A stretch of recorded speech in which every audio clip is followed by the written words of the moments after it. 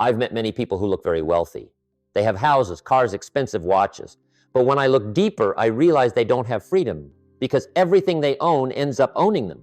They work endlessly just to pay for the things that once made them proud. A beautiful house, but with a huge mortgage every month. A luxury car, but the maintenance costs keep them up at night. Assets on paper, but burdens in the mind. And then I understood something: wealth isn't in the numbers on a balance sheet. Wealth lies in the flow of money, the kind that continues even when you stop working. Cash flow is like a river that nourishes freedom. If it flows steadily, you can stop, breathe, and enjoy. But if it stops, everything you have starts to dry up. In today's video, I'll share with you the 7 most profound principles on how to build and maintain cash flow so you don't just own assets, but live a life that isn't bound by them. And you should stay until the end, because Principle 7 will completely change how you measure wealth. Principle 1, assets must generate income. I once said at a seminar in Dallas, if what you call an asset doesn't bring you money every month, then maybe it's not an asset. It's just an expensive decoration. People often confuse ownership with freedom. They buy an apartment, a car, a vacation home, and believe they're building assets. But if bills keep coming and money keeps flowing out every month, in truth, they're feeding liabilities. A real asset doesn't need your presence. It keeps working while you rest, paying you even when you're out of energy. I remember talking to a man in California. He proudly said, "Jim, I own 3 houses. I'm on my way to financial freedom." I asked, "So how much do those houses bring you each month?" He hesitated. "Well, I'm still paying off the loans. I rent one out, but it doesn't quite cover the cost." I smiled and said, "You don't have 3 assets. You have 3 financial obligations. And if you're not careful, they'll make you work twice as hard just to keep them." A true asset should be like a planted field. You tend to it, nurture it, invest time up front, but when harvest season comes, it feeds you back. A rental apartment, dividend-paying stocks, a steady small business, or even a YouTube channel, you've built the right way. All are fields if they create consistent cash flow. On the other hand, if you have to keep putting money in just to keep it alive, it's not a field, it's a garden. Beautiful, but it feeds no one. People often ask me, how do I know if I'm on the right financial path? I reply, count how many assets are paying you and how many you're paying for. That's the line between working for money and letting money work for you. The modern world makes it easy to get confused. On social media, people show off what they own, but few talk about their cash flow. They show achievements, but hide the bills. They post pictures of luxury cars, but don't mention the 40 extra hours they work each month to pay for them. But money doesn't care about your image. Money only cares about flow. If your cash flow moves in the right direction each month, you get closer to freedom. If it moves the wrong way each month, you drift further from it. So before buying anything, pause and ask yourself, does this pay me? If the answer is yes, invest. If the answer is no, think again. Because one day your health, energy, and time will leave you. And when that happens, only your cash flow can keep working for you. And that's where most people make their biggest mistake. They buy things that look like assets, but in reality, they eat away at their cash flow. The next principle will help you clearly see the thin line between assets and liabilities, so you'll never be trapped in that invisible financial loop again. Principle 2, expensive but unprofitable ownership equals liability. I once told my students, sometimes what keeps you poor isn't the lack of money, it's how you use it to buy the image of wealth. You see, some people get their first bonus and immediately buy the most expensive car they can borrow to afford. Not because they need it, but because they want to look successful.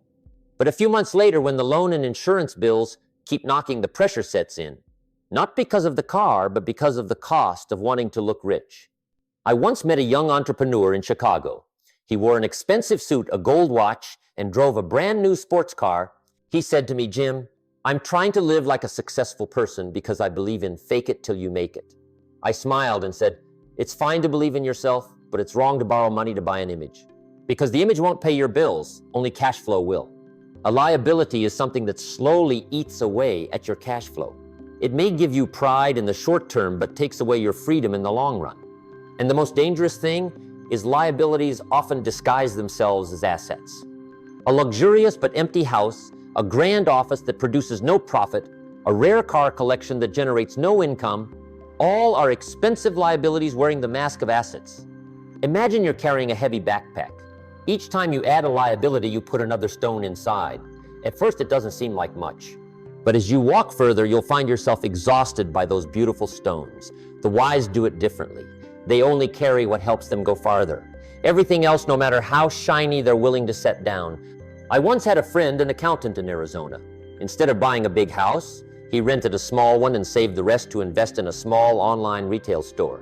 2 years later, that store brought in a stable income twice his old salary. When he finally bought his first house, it was his cash flow that paid for it, not his sweat. That's the difference between someone who buys to spend and someone who buys to live freely.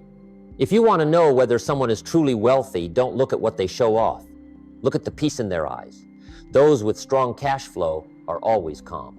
Those in debt, no matter how fancy their car, still carry heavy worries. So before you buy something expensive, ask yourself, will this feed me or will I have to feed it? If you have to feed it every month, it's no longer a reward, it's a responsibility. And true freedom is never built on responsibilities. So if wealth isn't about appearance, where does freedom lie? It lies in the ability for everything to keep running, even when you stop working. Let's continue, because Principle 3 is the doorway to true financial freedom. Principle 3, freedom is when the bills still get paid. I remember once, after a talk in New York, a man came up to me and asked, Jim, when can I say I'm financially free? I didn't answer right away. I simply asked him back, if you stopped working tomorrow, would your bills still be paid? He was silent for a moment, then said, no, I have to work to keep everything running. I smiled and said, then you're not free. You're just renting temporary security with your time and energy.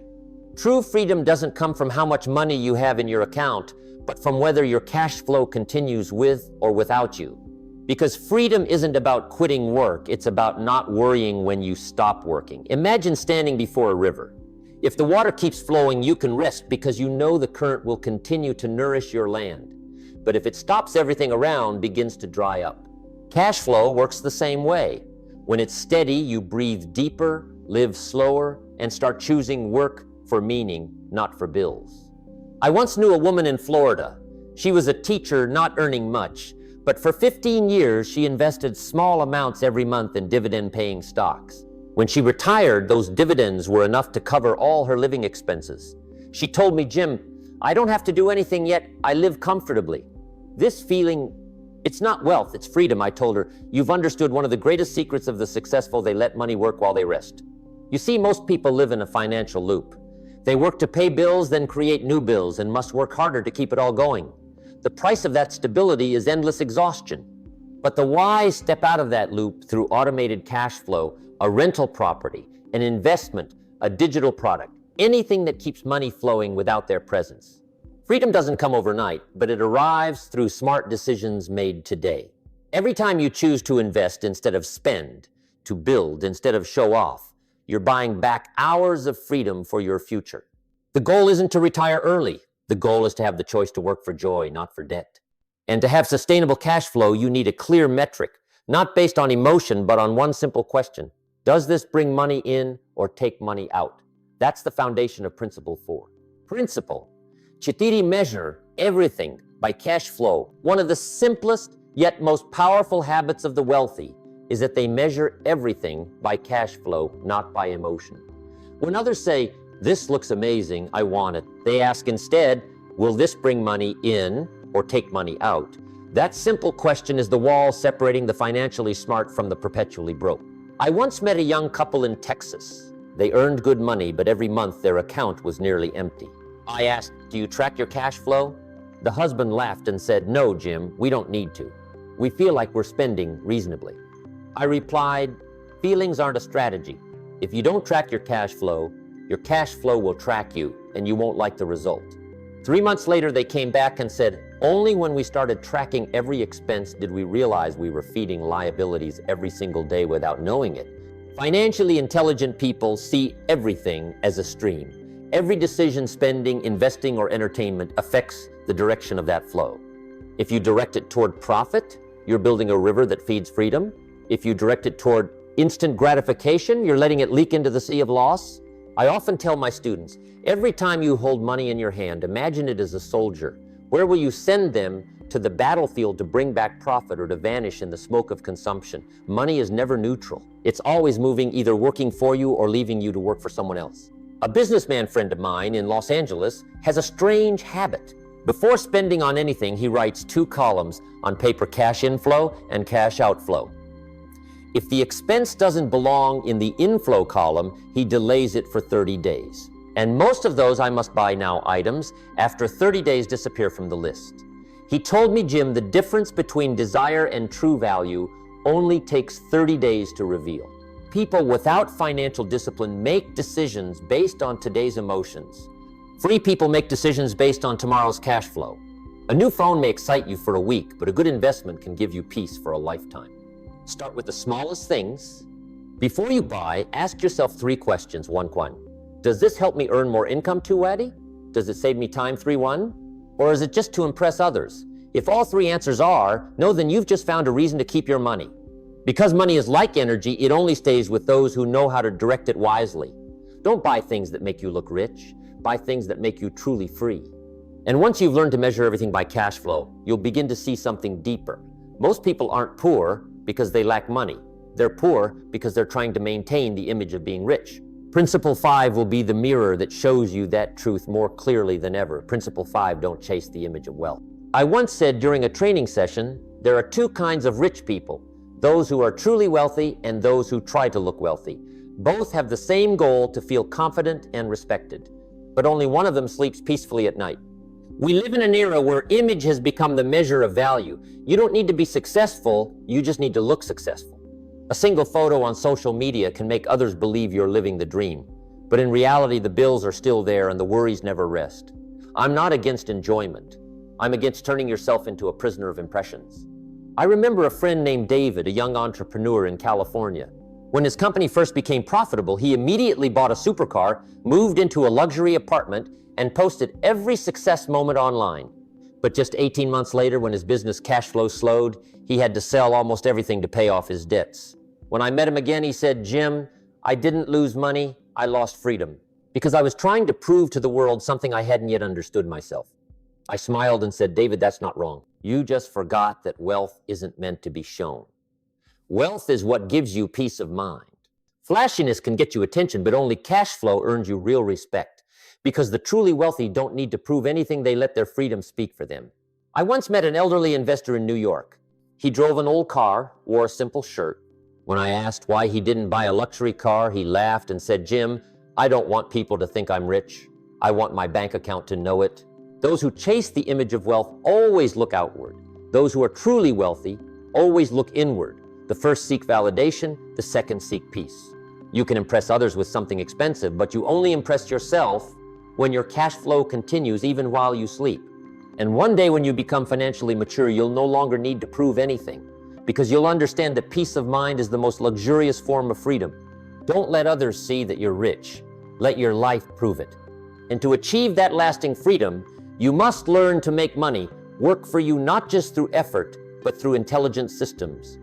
The next principle will help you understand how to make money keep flowing even when you rest. Principle 6, money must work while you sleep. I once said in a keynote speech, if you don't find a way to make money while you sleep, you'll work until you die. That line made the whole room fall silent. Not because it was poetic, but because everyone knew it's the hardest truth in personal finance. Most people are taught to make more money, work harder. But the wise understand, to gain more freedom, make your money work harder than you do. There are 2 kinds of work in this world. 1, knee, the kind that requires your presence. 2-way knee, the kind that earns income even when you're absent.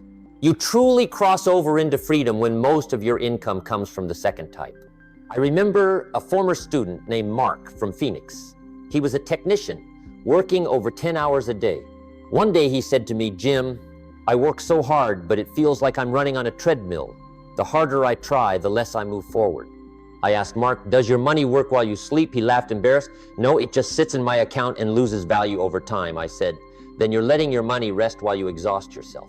Money is the most loyal employee you'll ever have. It doesn't need breaks, doesn't complain, doesn't ask for a raise, but only when you train it properly will it work for you. Training your money means turning it into investment capital, not just expenses, putting it into income-generating assets, not decorations, using it to build systems, not satisfy impulses. I've often compared money to a small army. If you let it sit, idle, it weakens. But if you send it into the market to serve missions, it comes back with spoils of war called profits. The rich don't work harder than you, they just have more armies of money fighting for them. Ask yourself, how many of my income sources would still exist if I stopped working today? If the answer is not many, then it's time to start building systems, even small ones. A YouTube channel, a digital product, a dividend investment, or even a simple compound interest savings account. They're all seeds. Like planting trees, you won't see results immediately, but over time, each drop of profit will grow into a forest of cash flow that sustains you forever. Work hard so that one day you can wake up and realize money is working for you even as you enjoy the sunrise. And once your money starts working for you, don't forget the most important truth. Cash flow is the heartbeat of financial freedom. If you don't track it, you may look rich on paper but be poor in reality. Principle 7 will be the final mirror that helps you see that truth clearly. Principle 7, cash flow is your financial health, not your reputation. A doctor can look at a heartbeat to measure physical health. A financially intelligent person looks at their cash flow to measure the health of their life, because cash flow doesn't lie. It doesn't care about fame, status, or likes on social media. It reflects only one truth. Are you truly living free or just living in the illusion of wealth? I once met a man in San Francisco. He was a business owner, lived in $1 million home, drove a luxury car. Everyone admired him. But when we sat down, he quietly said, "Jim, I'm afraid that if I stop working for just 1 month, everything will fall apart." He had reputation, but not financial health, because every month his cash outflow was greater than his inflow. And like a body without blood, his life was running purely on fear. Cash flow is the bloodstream of freedom. If it stops flowing, freedom stops breathing. If it flows in the wrong direction, you'll feel exhausted even if you appear successful. I often tell my students, don't just check your bank account, check your cash flow pulse. Each month ask yourself, is my cash flow nourishing me or draining me? Am I working for money or is money working for me?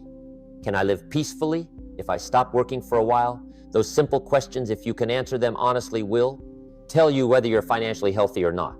I once met an elderly woman in Seattle. She lived simply quietly, and no one knew she was a millionaire. I asked her secret. She smiled and said, "Jim, I don't measure wealth by compliments. I measure it by how many days I can live comfortably without working." She wasn't famous, but she was free. Few people knew her, but every dollar she owned knew exactly what it was supposed to do. Reputation can make others admire you, but steady cash flow lets you sleep peacefully. Because when you know every bill is paid, every expense covered, you'll feel lighter than any achievement could ever make you. That's true financial health, a quiet peace, where money becomes a tool, not a burden. Wealth isn't about how much you have, it's about how much you need to feel at peace. If your cash flow supports that peace, you're already rich, whether the world knows it or not. And that's the essence of this entire journey. It's not about owning more, it's about understanding your cash flow and making it serve your freedom. In the final part, I'll help you tie together all 7 principles so you can start designing a life where money no longer controls you. Remember this, my friend, assets don't define wealth. Cash flow defines freedom. You can have a house, a car, a nice business card, but if you must work endlessly to keep them, you don't own them, they own you. Start with the smallest things. Build income-generating assets, not liabilities disguised as assets. Measure everything by cash flow, not emotion.